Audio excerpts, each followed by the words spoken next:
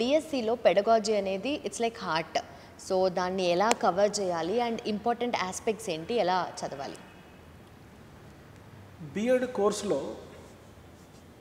Core area pedagogy. Entrance రాసేటప్పుడే ఏ సబ్జెక్టుకి సంబంధించి entrance రాస్తున్నారో మరి అభ్యర్థులు ఆప్షన్లో ఎంపిక చేసుకోవాలి. బిఎడ్ కరికులం ప్రధానంగా 3 రకాలుగా ఉంటుంది. మొదటిది ఫౌండేషనల్ కోర్సెస్, రెండవది కోర్ కోర్సెస్, మూడవది ఆప్షనల్ సబ్జెక్ట్స్. ఈ ఫౌండేషనల్ సబ్జెక్ట్స్ కింద educational psychology, philosophical foundations of education, sociological foundations of education, educational technology, school management చదువుకుంటే కోర్ ఏరియాస్ అంటే రేపు వారు ఉద్యోగం వచ్చిన తర్వాత వారి సబ్జెక్ట్ను ఎలా బోధించాలో చెప్పేటువంటి కోర్ ఏరియాస్ పెడగాజీ 1, పెడగాజీ 2 చదువుతారు. అదేవిధంగా ఆప్షనల్ సబ్జెక్ట్స్ కొన్ని ఉంటాయి. సో డిఎస్సిలో 80 మార్కుల పరీక్షలో 20 మార్కులు ఉండే సబ్జెక్టు పెడగాజీ. ఎస్జిటి అభ్యర్థులకు 5 సబ్జెక్టులకు సంబంధించిన పెడగాజీ 20 మార్కులు ఉంటాయి. స్కూల్ అసిస్టెంట్ అభ్యర్థులకు వాళ్ళు బిఎడ్లో చదువుకున్నటువంటి సబ్జెక్టు ఏ జాబ్ కోసం అయితే అప్లై చేశారో ఆ జాబ్కు సంబంధించిన సబ్జెక్టు 20 మార్కులకు సంబంధించి ఉంటుంది. కనుక మీరు చెప్పినట్లు ఇది హార్ట్ లాంటిది మేడం. ఇది హార్ట్ మన శరీరంలో ఇది ఇంపార్టెంటో ఈ రిక్రూట్మెంట్లో పెడగాజీ నాలెడ్జ్ కూడా అది ఇంపార్టెంట్. చాలామంది ఈ ప్రోగ్రాం చూస్తున్నటువంటి అభ్యర్థులు కరోనా పరిస్థితుల వల్ల, ఆర్థిక సాంఘిక పరిస్థితుల వల్ల బిఎడ్ డిఎడ్ కాలేజీకి రెగ్యులర్గా పోయి ఉండకపోవచ్చు. పెడగాజీ జీకే మాదిరి చదవద్దు, పెడగాజీ పర్స్పెక్టివ్స్ మాదిరి చదవద్దు. ఇది కాన్సెప్ట్ బేస్డ్ సబ్జెక్టు. పెడగాజీలో ఉండేటువంటి ప్రతి పదం కూడా నిత్య జీవితంలో ఒక టీచర్గా నువ్వు చేయవలసినటువంటి పనులకు సంబంధించింది. పెడగాజీ మొత్తం కూడా నేను 3 A's చెప్తాను, నోట్స్ రాసుకుంటూ వినండి. ఈ యొక్క ఫిలిప్ డబ్ల్యూ జాక్సన్ బోధన 3 దశలు ఉంటుందని చెప్పాడు. మొదటి దశ బోధన పూర్వక దశ, ప్రీ ఫేజ్ టీచింగ్. రెండవ దశ పరస్పర బోధన దశ, ఇంటరాక్టివ్ టీచింగ్. మూడవ దశ పోస్ట్ ఫేజ్ టీచింగ్, బోధనానంతర దశ. మొదటి దశకు సంబంధించినవే ఫస్ట్ ఏ అకాడమిక్ స్టాండర్డ్స్. సో సైన్స్లో ఉండేటువంటి 7 అకాడమిక్ స్టాండర్డ్స్, సోషల్లో ఉండేటువంటి 6 అకాడమిక్ స్టాండర్డ్స్, అదేవిధంగా ఈ యొక్క మ్యాథమెటిక్స్లో ఉండే 5 అకాడమిక్ స్టాండర్డ్స్ పైన మీరు బాగా ఫోకస్ చేయండి. రెండవ ఏ అప్రోచెస్ ఆఫ్ టీచింగ్, ఇది రెండవ దశకు సంబంధించింది, ఇంటరాక్టివ్ టీచింగ్కి సంబంధించింది. ఈ యొక్క అప్రోచెస్ ఆఫ్ టీచింగ్లో concept map approach, 5E learning approach, constructivist approach, collaborative learning approach, problem solving approach, experiential learning approach. ఇది రెండవ ఏ. మొదటి ఏ అకాడమిక్ స్టాండర్డ్స్.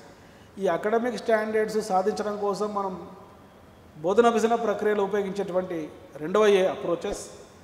ఈ అప్రోచెస్ సక్సెస్ అయ్యాయా లేదా, అకాడమిక్ స్టాండర్డ్స్ సాధించారో లేదో తెలుసుకునే మూడవ ఏ, అది బోధనానంతర దశలో పోస్ట్ ఫేజ్ టీచింగ్లో గమనించేటువంటి assessment of learning. So assessment 2 రకాలు, assessment of learning, assessment for learning. కనుక ఈ ప్రోగ్రాం చూస్తున్న అభ్యర్థులు ఈ 3 ఏలు బాగా గుర్తుపెట్టుకోండి. మొదటిది అకాడమిక్ స్టాండర్డ్స్, రెండవది అప్రోచెస్, మూడవది అసెస్మెంట్. సో పెడగాజీ మొత్తం కూడా 5 యూనిట్స్ ముఖ్యంగా ఉంటాయి. సో ఈ 5 యూనిట్స్లో మేడం పర్మిషన్ ఇస్తే నేను చెప్తాను 5 యూనిట్స్, ఎందుకంటే ఈ వీడియో మీ జీవితాన్ని మారుస్తుంది. మొదటిది గుర్తుపెట్టుకోండి, విలువలు, వాల్యూస్. రెండవది ఆశయాలు, ఎయిమ్స్. మూడవది లక్ష్యాలు, ఆబ్జెక్టివ్స్. ఈ లక్ష్యాలు మళ్ళీ 2 రకాలు, ఇన్స్ట్రక్షనల్ ఆబ్జెక్టివ్స్, మరి ఎడ్యుకేషనల్ ఆబ్జెక్టివ్స్. ఎడ్యుకేషనల్ ఆబ్జెక్టివ్స్ గురించి చదివేటప్పుడు బ్లూమ్స్ విద్యా లక్ష్యాల గురించి చదవండి. బ్లూమ్స్ విద్యా లక్ష్యాలు 3 రంగాలుగా వర్గీకరించబడ్డాయి. కాగ్నిటివ్ డొమైన్, ఈ కాగ్నిటివ్ డొమైన్లో ఉండేటువంటి బెంజమిన్ ఎస్ బ్లూమ్ 1956లో రాసినటువంటి the taxonomy of educational objectives ఆధారంగా జ్ఞానము, అవగాహన, వినియోగము, విశ్లేషణ, సంశ్లేషణ, మూల్యాంకనం. దీన్ని రివిజన్ చేసి 2001లో Anderson Krathwohl the taxonomy of learning, teaching and assessment, a revision of Bloom's taxonomy of educational objectives అనే గ్రంథంలో బ్లూమ్ చెప్పినటువంటి 6 లక్ష్యాలను వాటి స్ట్రక్చర్లో, వాటి ఎంఫసిస్లో, వాటి టెర్మినాలజీలో మార్పులు చేస్తూ జ్ఞప్తికి తెచ్చుకోవడం, అవగాహన చేసుకోవడం, వినియోగించడం, విశ్లేషించడం, మూల్యాంకనం, తర్వాత అత్యున్నత లక్ష్యం సృష్టించడం అనేటువంటి పదాలుగా మార్చారు. భావవేశ రంగం డేవిడ్ ఆర్ క్రాత్హల్ చెప్పినటువంటి మరి యొక్క డొమైన్లో గ్రహించడము, ప్రతిస్పందించడము, విలువగట్టడము, వ్యవస్థాపనము, శీలస్థాపనం. అదేవిధంగా ముగ్గురు వ్యక్తులు మానసిక చలనాత్మక రంగంలో కృషి చేశారు. ఆ ముగ్గురు వ్యక్తులు ఎవరంటే Elizabeth Simpson, Harrow, RH Dave. వీరు మానసిక చలనాత్మక రంగంలో అనుకరణ, హస్తలాఘవం, సునిశ్చితత్వం, సమన్వయము, సహజీకరణం. సో ఇంగ్లీష్లో బ్లూమ్స్ టాక్సానమీ తీసుకుంటే knowledge, understanding, application, analysis, synthesis and evaluation. Revised Bloom's taxonomy Anderson Krathwohl చెప్పింది remembering, understanding, applying, analysing, evaluating and creating. అదే అఫెక్టివ్ డొమైన్కి సంబంధించి ఆబ్జెక్టివ్స్ ఇంగ్లీష్లో తీసుకుంటే receiving, responding, valuing, organising, characterisation. Psychomotor డొమైన్లో ఉన్నటువంటి ఆబ్జెక్టివ్స్ ఇంగ్లీష్లో తీసుకుంటే so imitation, manipulation, precision, articulation or coordination and naturalisation. So ఇది ఒక చాప్టర్. ఈ చాప్టర్లో విలువలు, ఆశయాలు, లక్ష్యాలు, ఆ లక్ష్యాలలో ఉండే స్పష్టీకరణంలో విద్యా ప్రమాణాలు బాగా మీరు చదవాలి. రెండవ చాప్టర్ చాలా ఇంపార్టెంట్, బోధనోపకరణాలు, టీచింగ్ లెర్నింగ్ మెటీరియల్. ఈ టీచింగ్ లెర్నింగ్ మెటీరియల్లో దృశ్యోపకరణములు, విజువల్ మెటీరియల్, దీంట్లో చార్టులు, గ్రాఫ్లు, మ్యాప్లు, కార్టూన్స్, కామిక్స్, ఫ్లాష్ కార్డ్స్, పోస్టర్లు. శ్రవణోపకరణాలు, రేడియో, టేప్ రికార్డర్. దృశ్య శ్రవణోపకరణాలు, టెలివిజన్, తర్వాత ఈ కంప్యూటరు, చలనచిత్రాలు. తర్వాత త్రిమితీయ, 3 డైమెన్షనల్ మెటీరియల్. దీంట్లో మనం తీసుకుంటే objects, specimens, models, dioramas, mockups, puppets. అదేవిధంగా డిస్ప్లే మెటీరియల్ తీసుకుంటే black board, bulletin board, flannel board, మరి ఈ యొక్క మ్యాగ్నెటిక్ బోర్డు, జియో బోర్డు, వీటికి సంబంధించి మీరు నేర్చుకోవాలి. చాలా ఇంపార్టెంట్ ఐసీటీకి సంబంధించి, ఇన్ఫర్మేషన్ కమ్యూనికేషన్ టెక్నాలజీకి సంబంధించినటువంటి అంశాలతో పాటు ప్రొజెక్టివ్ మెటీరియల్ కూడా మీరు చదువుకోవాలి. దీంట్లో ఓవర్ హెడ్ ప్రొజెక్టర్, ఎపిడేయోస్కోప్, తర్వాత ఎల్సిడి, ఈ ప్రొజెక్టర్లలో ఉపయోగించేటువంటి హార్డ్వేరు, సాఫ్ట్వేర్ మీరు నేర్చుకోవాలి. ఇది ఒక యూనిట్. అదేవిధంగా Edgar Dale cone of experience, దాంట్లో ఉండే 11 అనుభవాలు, ప్రత్యక్ష ప్రయోజనాత్మక అనుభవాలు, కల్పిత అనుభవాలు, నాటకీకరణము, ప్రయోగాల నిరూపణలు, మరి తర్వాత క్షేత్ర పర్యటనలు, ప్రదర్శితములు, దూరదర్శన్ కార్యక్రమాలు, చలనచిత్రాలు, రేడియో, టేప్ రికార్డర్, స్థిర చిత్రాలు, దృశ్య సంకేతాలు, శాబ్దిక సంకేతాలు. ఇది ఒక చాప్టర్. ఇప్పుడు మనం చెప్పుకున్నాం methods of టీచింగ్లో maxims of teaching, బోధనలో ఉండే నియమాలు, స్కిల్స్ ఆఫ్ టీచింగ్, బోధనలో ఉండే నైపుణ్యాలు, తర్వాత అప్రోచెస్ ఆఫ్ టీచింగ్, బోధనలో ఉండే ఉపగమాలు, టెక్నిక్స్ ఆఫ్ టీచింగ్, బోధనలో ఉండేటువంటి యుక్తులు, strategies of teaching.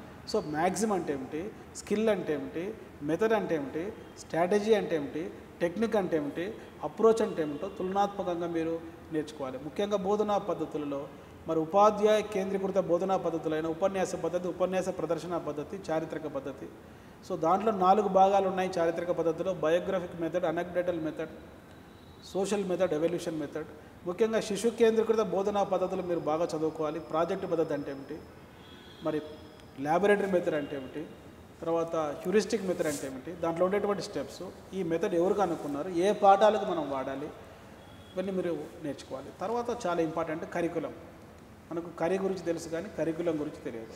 So syllabus అంటే ఏమిటి, కరికులం అంటే ఏమిటి, టైప్స్ ఆఫ్ కరికులం అంటే ఏమిటి. ఈనాడు ఎస్సీఆర్టీ వాళ్ళు, ఎన్సీఆర్టీ వాళ్ళు పాఠ్య పుస్తకాలు తయారు చేసేటువంటి ఉపగమాలు, కాన్సెంట్రిక్ అప్రోచ్ అంటే ఏమిటి, టాపికల్ అప్రోచ్ అంటే ఏమిటి, స్పైరల్ అప్రోచ్ అంటే ఏమిటి, క్రొనలాజికల్ అప్రోచ్ అంటే ఏమిటి, థిమాటిక్ అప్రోచ్ అంటే ఏమిటి, యూనిట్ మెథడ్ అంటే ఏమిటి, ఒక మంచి పాఠ్య పుస్తకానికి ఉండవలసినటువంటి లక్షణాలు, ఇవి కరికులంలో భాగంగా మీరు నేర్చుకోవాలి. అదేవిధంగా చాలా ఇంపార్టెంట్ చాప్టర్ ఇవాల్యుయేషన్. తర్వాత టెస్ట్ అంటే ఏమిటి, టెస్ట్లో ఉండేటువంటి రకాలు, అసెస్మెంట్ అంటే ఏమిటి, అసెస్మెంట్లో ఉండేటువంటి రకాలు, మూల్యాంకనం ఎన్ని రకాలు, 3 రకాలు. సో నిర్మాణాత్మక మూల్యాంకనం, సంకలన మూల్యాంకనం, లోప నిర్ధారణ మూల్యాంకనం. సో మూల్యాంకనం ఎలా చేయాలి, మూల్యాంకన సాధనాలు, మూల్యాంకన సాధనాలలో రాత పరీక్షలు. ఈ రాత పరీక్షలు మళ్ళీ 3 రకాలు: లఘు సమాధాన ప్రశ్నలు, వ్యాస ప్రశ్నలు, లక్ష్యాత్మక ప్రశ్నలు. ఈ లక్ష్యాత్మక ప్రశ్నలు మళ్ళీ 5 రకాలు: ఖాళీలను పూరించేవి, బహుళైచ్ఛిక ప్రశ్నలు, తర్వాత జతపరిచే ప్రశ్నలు, తప్పొప్పుల ప్రశ్నలు, ఒక పదంలో రాసేటువంటి ప్రశ్నలు. ఈ ప్రశ్నల ద్వారా తయారు చేసేటువంటి టెస్ట్. ఈ టెస్ట్ మళ్ళీ 2 రకాలు: achievement test, diagnostic test. Achievement test మళ్ళీ 2 రకాలు: teacher made test, standard test. Standard టెస్ట్కు ఉండేటువంటి లక్షణాలు వ్యాలిడిటీ అంటే ఏమిటి, రిలయబిలిటీ అంటే ఏమిటి, ఆబ్జెక్టివిటీ అంటే ఏమిటి, ప్రాక్టికబిలిటీ అంటే ఏమిటి, వీటి ద్వారా తయారు చేసేటువంటి బ్లూ ప్రింట్ బ్లూ కలర్లో ఉండదు, 3 పట్టికలు కలిపితే బ్లూ ప్రింట్. ఇది పెడగాజీ సిలబస్.